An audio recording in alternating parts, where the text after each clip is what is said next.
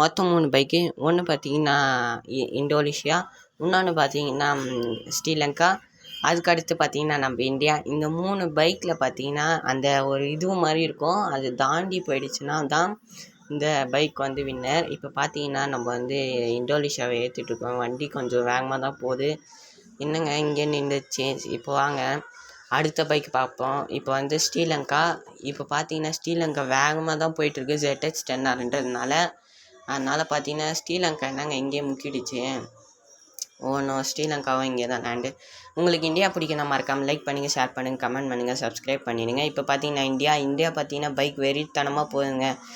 RC 390ங்க bike. பார்த்தீங்களா எவ்வளோ வேகம் வந்துச்சு. இப்போ உங்களுக்கு வந்து நம்ம இந்தியா பிடிக்குன்னா மறக்காமல் லைக் பண்ணுங்கள், ஷேர் பண்ணுங்கள், கமெண்ட் பண்ணுங்கள், சப்ஸ்கிரைப் பண்ணிவிடுங்க.